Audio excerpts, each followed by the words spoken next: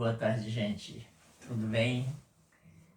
Eu sou João, a maioria que já está acostumada aqui a me ouvir, já me conhece há muito tempo, né? Já faz alguns anos que a gente vem até aqui e fala de temas os mais diversos possíveis. Às vezes os temas ligados à mata, ligados à cura por ervas, ligados a tarô, ligados à vida afetiva, né? Porque afinal de contas eu sou também um terapeuta de discurso, além de tarólogo, além de massoterapeuta, né? Terapeuta corporal,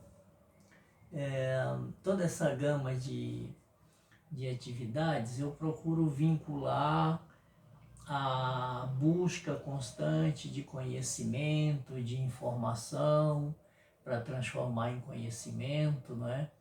E poder compartilhar com quem tem a paciência de me ouvir. Enfim, hoje eu estou aqui na cidade, né? Já faz alguns dias, aqui em Itabuna, no sul da Bahia. Né? A roça está a 60 quilômetros de distância, que eu devo percorrer logo de volta, né? Normalmente eu faço esse percurso de bike quando o tempo está bom, porque a movimentação, a atividade física é um dos pilares básicos que não só eu considero como muito importante para que nós tenhamos uma boa vida, tanto no sentido físico, como no sentido emocional, como no sentido mental. Enfim, não é? Feito esse preâmbulo, não se esqueçam de darem seu like aí nesse vídeo. Se quiserem, pode compartilhar com algum amigo. E assim a gente vai difundindo as nossas ideias, ouvindo outras opiniões a respeito. E assim a gente vai tocando a nossa jornada de conhecimento, não é?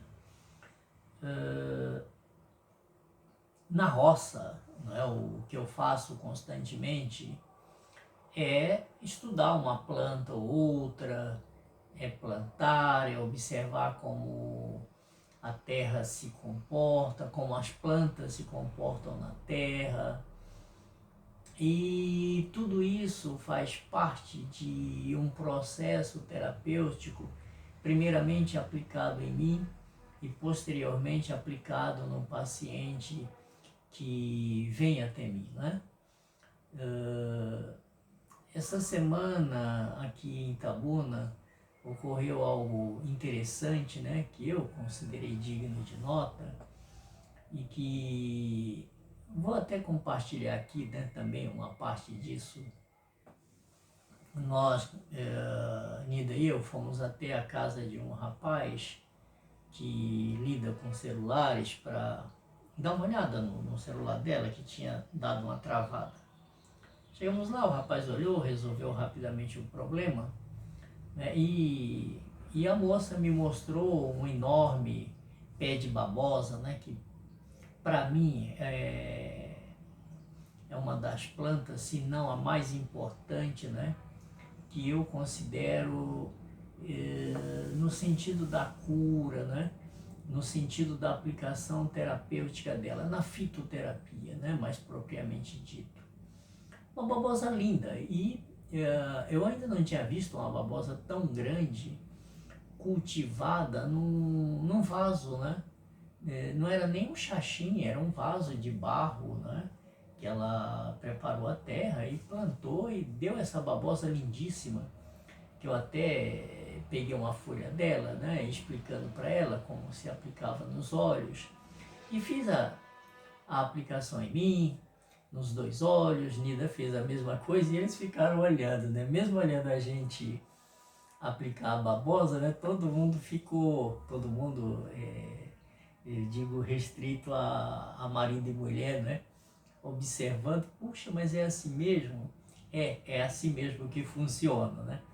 Enfim, apliquei a babosa que, para mim, eu já estava precisando de aplicá-la, eu não fiz por exibicionismo, assim, por necessidade mesmo, né? Eu estava precisando de uma babosa boa, com um bom teor de acidez, para que desse conta da necessidade que eu já percebia que o meu olho esquerdo estava tendo, principalmente o olho esquerdo, né? Para quem não sabe, né, eu fiz uma cirurgia de miopia e catarata há 12 anos e de lá para cá eu não uso colírio, eu já falei algumas vezes, eu só uso a própria babosa, né?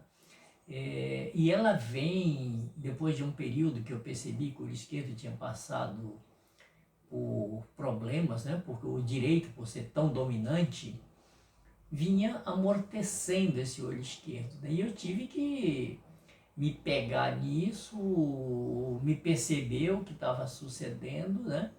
E vim cuidando. E cada dia eu venho observando, né, os progressos que eu consigo. Eu já falei isso algumas vezes, mas eu não me canso de falar porque é muito. Eu vejo como muito bacana a gente perceber como a nossa visão funciona, né? Ainda mais para mim, né? Um homem de 72 anos, não é? Tá vendo em si mesmo uma visão sendo renovada, né? Eu enxergo melhor hoje aos 72 anos do que quando eu tinha 36, metade da minha idade. Aliás, eu nunca enxerguei tão bem, né, como eu enxergo hoje.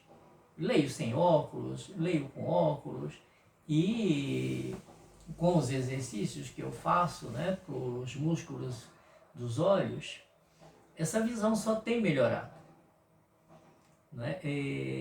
Mas embutido a visão, né,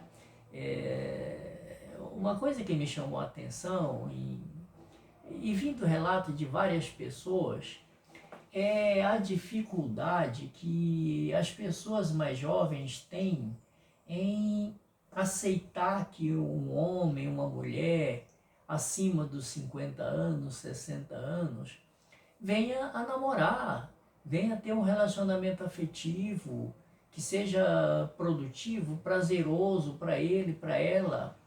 Isso causa nas famílias um desconforto muito grande que eu não vejo como muito bom, não é? Porque o, o homem e a mulher de 60 anos, de 50 anos, de 70 anos, sei lá, de 80 anos, se estiver bem mentalmente, tem todo o direito de namorar, de recomeçar a sua vida, ou até de manter, de renovar o seu relacionamento, né? Se ainda estiver junto com quem se casou ou está junto há muito tempo, renove, faça isso.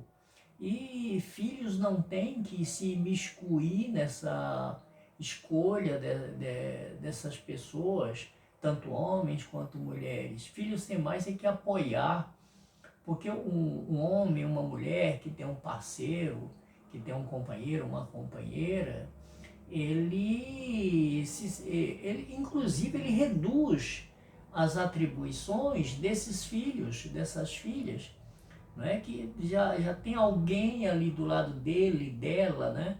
Não só cuidando, como compartilhando a vida.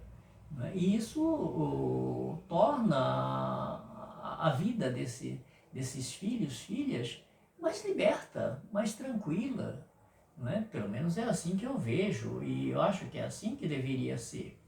Assim como pais também não têm que se imiscuir nas vidas e nos relacionamentos de seus filhos, desde que sejam relacionamentos saudáveis, né? Tanto relacionamentos de pais como relacionamentos de filhos. O ideal é que sejam relacionamentos saudáveis e prazerosos. Eu conversando com uma parenta minha, né, moradora de São Paulo, aí a gente conversando, E ela dizendo para mim, poxa, você tem sempre essa voz calminha, sempre tranquilo, né? Também vivendo aí na roça. E aí, como é que está a sua saúde? Eu disse para ela, olha, tu sabes muito bem que eu não tenho problemas de saúde. Há muitos anos e desde sempre eu não tenho histórico de doenças. Se eu pegar minha vida inteira, eu só devo ter tido um histórico de doença na infância, ali na primeira infância.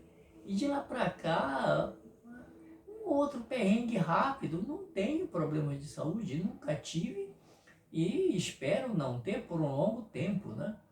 Se possível até terminar os meus dias sem ter essa coisa de problemas de saúde, que eu quero deduzir que não é algo agradável para ninguém, né?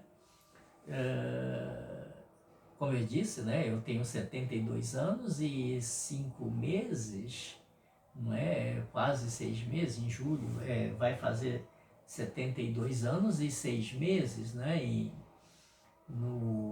aliás, no dia 31 de junho, né? Faz esse, que eu nasci no dia 31, então 30 de junho, né? Não existe 31 de junho, onde eu estou com a cabeça, né? Mas enfim, minha saúde, ela tá no nível bem alto, né? Seja que tipo de comparação for fazer, né? Para mim, o trabalhar, o esforço físico, o praticar esporte, ele se dá de maneira prazerosa. O caminhar, não é? O correr mesmo, não é? O pedalar, faço com muito prazer, né? E, e voltando a esse assunto de namoro, as pessoas de mais idade, elas têm tanto o direito de namorar quanto os mais jovens, né? Tem mais direito, inclusive, do que um pré-adolescente que ainda não tem um domínio de escolha, de responsabilidade, né? A altura de escolher um parceiro, uma parceira. É, então, esse namorar, essa busca do namoro da pessoa de mais idade, deve, ao invés de ser reprimida, ser estimulada. Né? Porque, como eu disse, tira um peso das famílias. Né? A velhice, para mim, não deve ser uma coisa assustadora.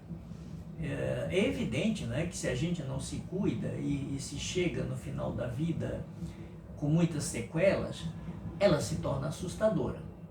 Então, o que a gente deve fazer, em primeiro lugar, é se cuidar melhor, é se alimentar bem, é se alimentar saudavelmente, para que o nosso organismo não pague um preço demasiado pelas nossas más escolhas, não só em termos de alimentação, como em termos de vivências, como em termos de associações, né? Tudo isso contribui para que a gente chegue com boas perspectivas na maturidade. É isso que eu tenho como óbvio, né? E pegando ainda o assunto dessa menina, ela me deu duas mudas de babosa lindas, né? Que eu vou levar para a roça. E em troca disso, né, eu olhei para ela, olhei para os lábios, vi que ela tinha problemas de esofagite, né? E aí eu ensinei para ela que ela conseguisse o bálsamo, né? Que é a melhor planta que eu conheço para tratar de esofagite. Não é? O popular queimou, ou queimação, não é? Ou azia. Você usou bálsamo, você tira, e disse isso para ela com essas palavras, tira praticamente com a mão, literalmente com a mão, a doença do seu organismo.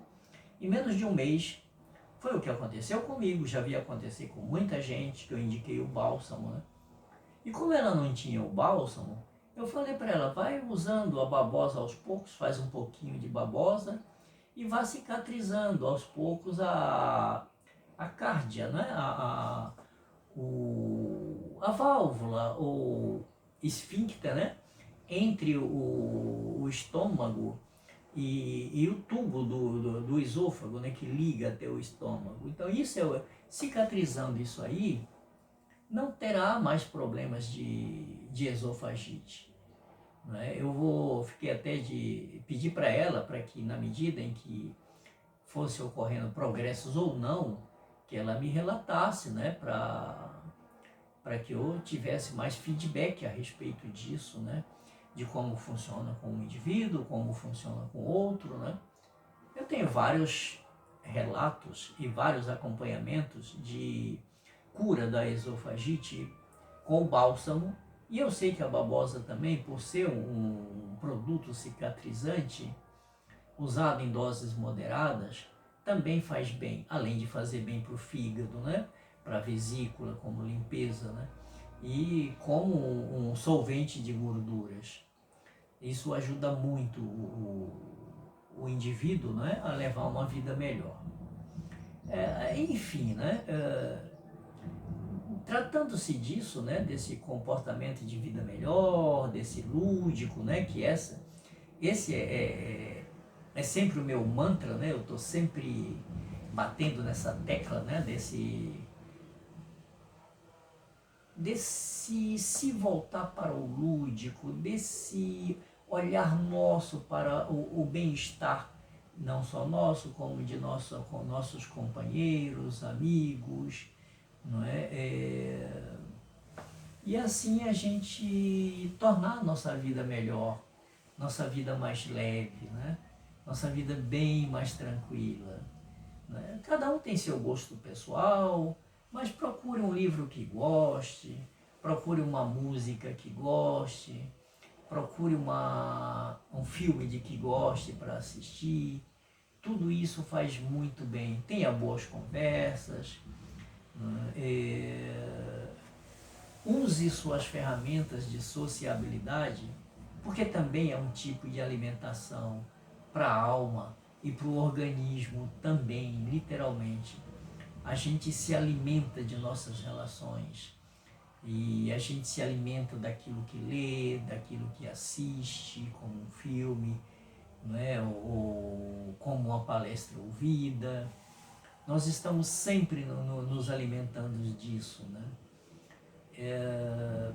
Era isso hoje que eu tinha para trazer, esse mix de eventos, né, que eu trouxe, né, falando da babosa, da cura da babosa, um pouco da cura do bálsamo. Se alguém não sabe o que é bálsamo, jogue na internet, né, que o pai Google vai dar a resposta e vai mostrar. Sobre a babosa também, tem muita resposta no Google, tem muita resposta na internet, né? E isso vai agregar certamente muito bem-estar para a vida de todos nós. Eu já faço uso constante da babosa, sempre tenho dito isso, e vocês que por acaso fizerem uso, se tiverem o bálsamo, façam uso. Se quiserem me enviar uma muda, eu fico muito grato. Né? Aqui na Bahia é muito difícil cultivar bálsamo porque é uma terra quente, né? Ela não oferece as condições adequadas para o desenvolvimento do bálsamo. Enfim, fica a dica: bálsamo e babosa na vida de todos nós. Om Mani Padme Hum.